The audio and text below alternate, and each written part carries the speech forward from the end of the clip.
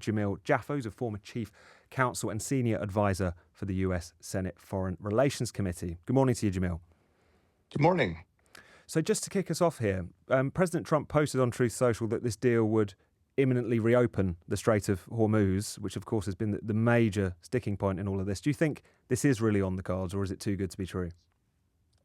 Well, the deal that's being discussed does appear to have a stepwise reopening of the Strait of Hormuz. The problem is, of course, that the deal that appears to be on the table, at least the one that's being discussed in the media, appears to be one that is not significantly better than the nuclear deal that President Obama negotiated a while back, and that's obviously deeply concerning to folks who were opposed to that deal, Mm-hmm. including President Trump himself. So as a result, I think there's going to be a lot of dissatisfaction if, in fact, the deal that's being reported in the media is, in fact, where we end up.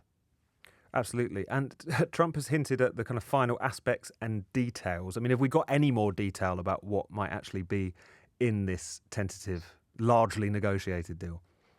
Well, media reports indicate that the deal would involve, to your point, a gradual reopening of the Strait of Hormuz, would involve Iran giving up its stockpile of enriched uranium, 440 kilograms of which are 60% enriched, and then a certain amount more below 60%.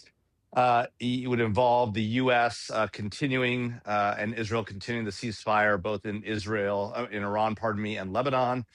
Would involve Iran also agreeing to not enrich uranium for up between 10 to 20 years. Of course, the problem is it would allow them to continue to enrich uranium at some point and to maintain that enrichment capability.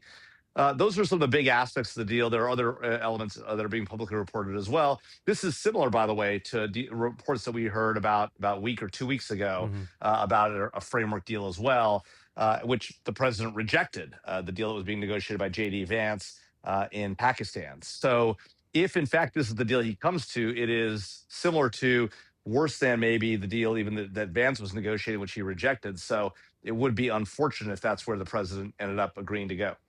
Should we talk a little bit about what the Iranian side have been saying? Because there's often a big disparity between the statements coming out of the White House and the statements that are coming out of Tehran, to be expected to a certain extent, but nevertheless it's worth covering. What did you make of Iran's foreign ministry, who said over the course of the past few hours, we're very far from and very close to an agreement? It seems a bit of a confused picture here somewhat, doesn't it? Yeah, I think the challenge, of course, is that the administration is saying one thing, the president is saying another, the negotiations may be resulting in a third, and then the Iranians have a sense of what it might be as a fourth point of view on this deal. And so there are normally in any negotiation there are 2 points of view on a deal: side A and side B, right? If there's two negotiating parties. In this case, it appears there's side A, side B, and maybe side C and D as well. And Mm-hmm. so this has been the nature of these negotiations, going forward or going backwards, as we look back at them.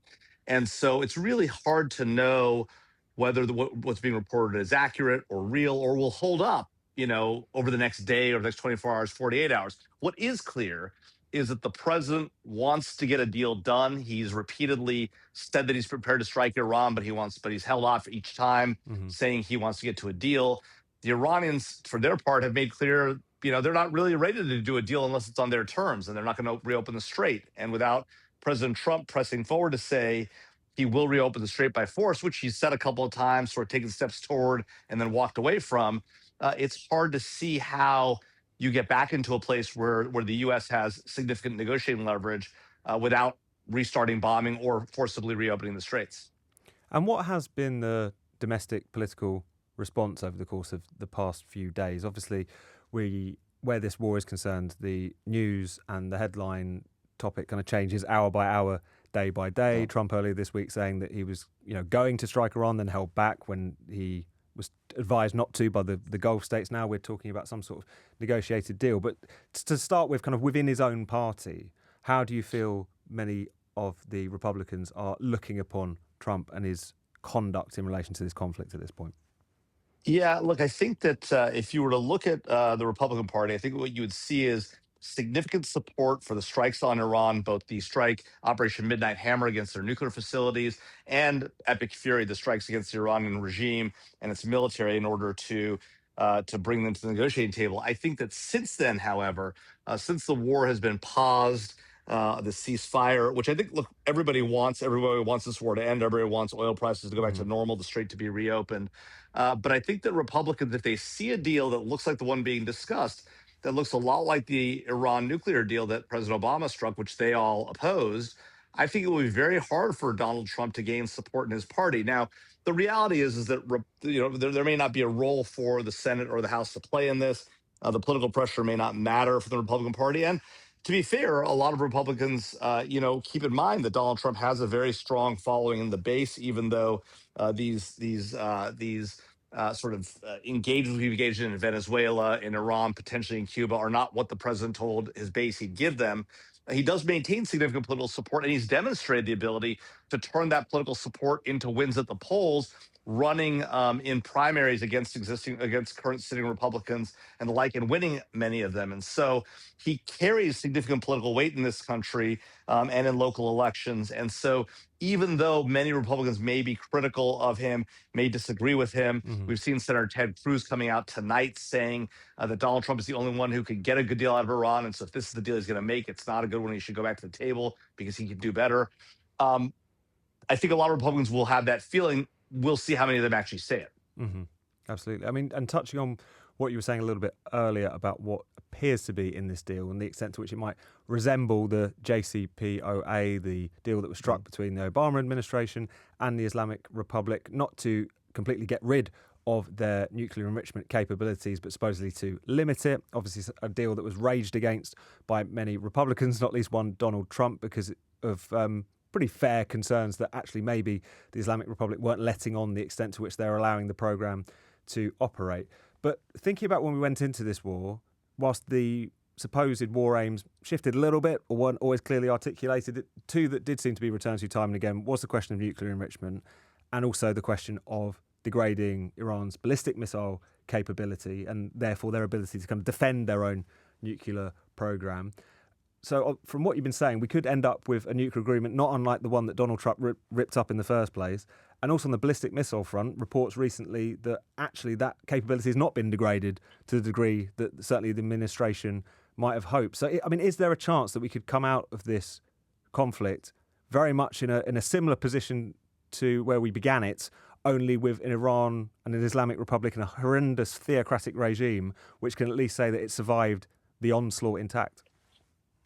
Well, I think that's exactly the concern and exactly the fear, and the fear that all Americans should have at this point, and Republicans in particular, because we've long railed against an Iran with this kind of capability, and rightly so. And President Trump rightly walked away from this deal, tearing it up, as you say, because it wasn't a good deal. To go back to a deal that looks exactly like it or very similar to it, and that gives Iran a huge amount of revenue, cash. If you remember, Donald Trump, when he was running for office in 2016, talked about the pallets of cash that Barack Obama delivered to the Iranians. In this case, it would be Donald Trump in his second term delivering those pallets of cash once again to the Iranians. And I think the other really concerning thing is that, with us having now struck Iran, the lesson that Iran is likely to take away from this is the reason why North Korea is not getting struck the way that they have is because North Korea has a nuclear weapon. And so if we allow them to maintain an enrichment capability, whether that's 10 or 20 years away from an agreement, first of all, we can guarantee the Iranians will not abide by that agreement. They never have, they never will. And if the lesson is get a nuclear weapon, the first thing they will do once this war is settled and they've made an agreement is violate that agreement, sprint to a nuclear weapon, demonstrate the capability, and then no president, not Donald Trump, not the next president or the president after them, will be able to go after Iran without risking a potential nuclear confrontation, albeit maybe a small one or a regional one. That's a huge problem. No, absolutely. I think one thing that's been pretty remarkable about lots of the commentary, and maybe it's just informed by a reflexive dislike of Donald Trump, but the refusal to admit that there's even a threat here where Iran and nuclear capability might involve the fact that this theocratic regime with a radical, almost apocalyptic view on the world might get its hands on weapons of mass destruction or nuclear weapons. I mean, what would to gaze into what we hope is not the near future, what do you think a nuclear enriched to even nuclear armed Iran would look like? What threat would it pose to the world? Well, I mean, it's a horrific thought to consider. If you just think about what Iran has done over the decades since the Islamic Revolution, we've seen the lethal effectiveness of killing groups like Hezbollah, Palestinian Islamic Jihad, Hamas. Although they're a Sunni group, Iran has supported them and supported the October 7th attacks.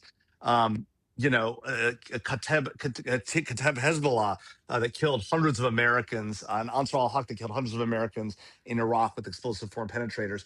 All those things would continue and grow and expand because Iran would feel insulated. The Iranian regime, not the Iranian people, to be clear, would feel insulated by their nuclear weapons capability and would feel protected and would feel no compunction about engaging in the terrorist efforts they've engaged in, would double down on those. The Houthis in Yemen, we've seen what a force they can be, even against the Saudis and the Yemeni forces in that country, but also against international shipping in the Red Sea. And so if you think about the terrorism that Iran has fomented around the globe in the last 30, 40 years, and then you give them a nuclear weapon to protect themselves, and you think about the horrific efforts they've pressed on their own people and the things they've done to women in the streets of Iran and people protesting for freedom and democracy, that oppression will grow and continue and spread to other countries, and will be much more constrained in doing anything about it because they'll have the safety of a nuclear umbrella, albeit a small one to start. Sobering thoughts, absolutely. Thank you so much, Jamil. That was Jamil Jaffer there, former Chief Counsel and Senior Advisor for the US Senate Foreign Relations Committee.